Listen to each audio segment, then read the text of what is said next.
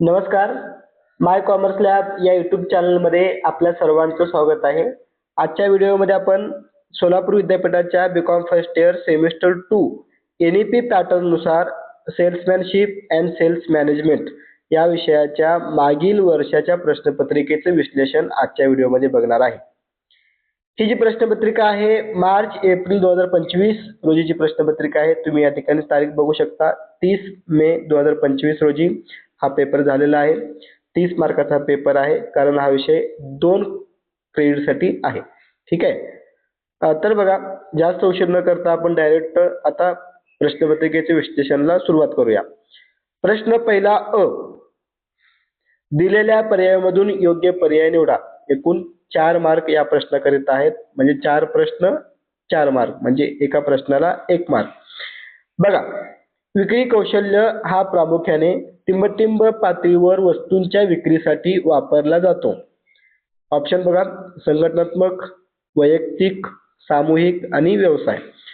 तर बघा, विक्री कौशल्य हा जो शब्द आहे, हा शब्द प्रामुख्याने वैयक्तिक विक्रेत्याला संबंधित आहे. कारण विक्रेता आणि ग्राहक यांच्यामध्ये थेट संवाद होत असते. म्हणून विक्री कौशल्य हा शब्द प्रामुख्याने वैयक्तिक पातळीवर वस्तूंच्या विक्रीसाठी वापरला जातो. म्हणून याचं उत्तर आहे ऑप्शन क्रमांक बी, वैयक्तिक. ठीक आहे. पुढे बघा, प्रश्न क्रमांक 2. टिंबटिंब विक्रेते मोठ्या प्रमाणात उत्पादन विकणे. घाऊक, किरकोळ, थेट आणि सल्लागार. तर बघा मित्रांनो, घाऊक व्यापारी हे मोठ्या प्रमाणामध्ये उत्पादकाकडून माल विकत घेतात आणि किरकोळ व्यापाऱ्यांना ते वस्तू विकतात. म्हणजेच काय, घाऊक व्यापारी हे व्यवसायाच्या मालकाकडून किंवा उत्पादकाकडून किंवा कंपन्याकडून वस्तू विकत घेतात मोठ्या प्रमाणामध्ये. ते घाऊक व्यापारी असतात. आणि घाऊक व्यापारी काय करतात, किरकोळ व्यापाऱ्यांना वस्तू विकतात आणि प्रत्यक्षात ग्राहकांना वस्तू विकण्याचं जे काम असतो तो असतो किरकोळ व्यापाऱ्यांचा. बरोबर आहे. म्हणून याचं उत्तर आहे ऑप्शन क्रमांक ए, घाऊक. ठीक आहे. पुढे बघा, प्रश्न क्रमांक 3 या ठिकाणी, विक्री कौशल्य ही विक्रेता आणि खरेदीदार यांच्यात समोरासमोर टिंबटिंब साधण्याची कला आहे. संवाद, देवाणघेवाण, अदलाबदल आणि वस्तू. बघा, विक्री कौशल्य ही विक्रेता आणि खरेदीदार यांच्यामध्ये समोरासमोर काय होते, कम्युनिकेशन म्हणजे संवाद. बरोबर आहे. संवाद साधण्याची ही एक कला आहे. ठीक आहे. पुढे बघा, प्रश्न क्रमांक या ठिकाणी चौथा प्रश्न बघा. आत्मविश्वासू विक्रेता टिंबटिंब मध्ये विश्वास निर्माण करतो. वस्तू, ग्राहक, संबंध आणि व्यवसाय. तर बघा, एक जो आत्मविश्वासू विक्रेता असतो, स्वतःला जो कॉन्फिडन्स असतो, तो व्यक्ती ग्राहकांच्या मनामध्ये त्या वस्तूविषयी आणि आपल्या स्वतःविषयी विश्वास निर्माण करून तो वस्तू विकत असतो. बरोबर आहे. जोपर्यंत ग्राहकांना विश्वास बसत नाही तोपर्यंत ग्राहक वस्तू खरेदी करत नाहीत. त्यामुळे आत्मविश्वासू विक्रेता हा ग्राहकामध्ये विश्वास निर्माण करतो. ठीक आहे. ऑप्शन क्रमांक बी, ग्राहक हे प्रश्नाचं बरोबर उत्तर आहे. पुढे बघा, प्रश्न पहिल्यातलं ब. खालील विधाने बरोबर आहे की चूक ते सांगा. 2 प्रश्न आहेत 2 मार्काला, म्हणजे एक प्रश्न 1 मार्काला, अशा पद्धतीने हा प्रश्न आहे. चूक किंवा बरोबर आपल्याला एवढं सांगायचं आहे.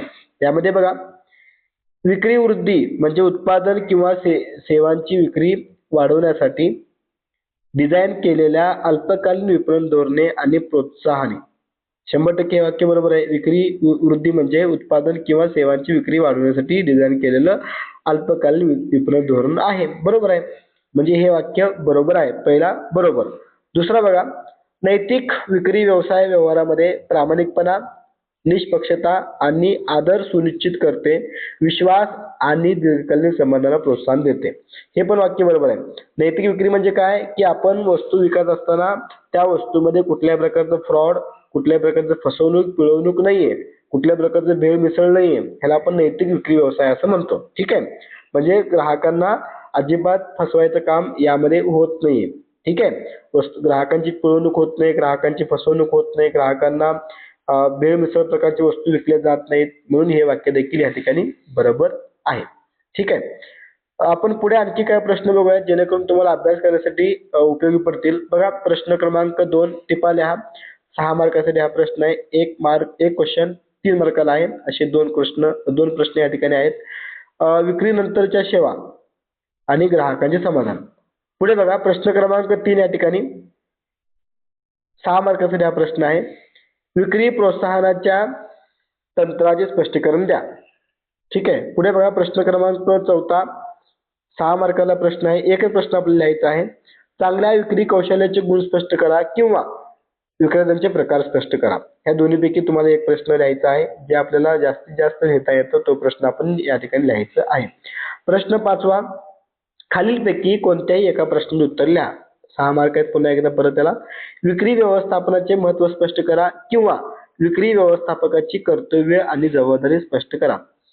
तर विद्यार्थी मित्रांनो, अशा पद्धतीने आजच्या व्हिडिओमध्ये आपण सेल्समॅनशिप अँड सेल्स मॅनेजमेंट या विषयाच्या प्रश्नपत्रिकेचे विश्लेषण थोडक्यात या व्हिडिओच्या माध्यमातून बघितलेलं आहे. व्हिडिओ आवडल्यास लाईक करा. आपल्या जास्तीत जास्त कॉमर्सच्या विद्यार्थ्यांपर्यंत हा व्हिडिओ पोहोचवा आणि आपल्या चॅनलला सबस्क्राईब करा, जेणेकरून पुढील व्हिडिओचे नोटिफिकेशन आपल्याला या ठिकाणी पाहायला मिळतील. चला तर मग आता आपण या ठिकाणी थांबूया. सर्वांचे मनपूर्वक धन्यवाद. थँक्यू.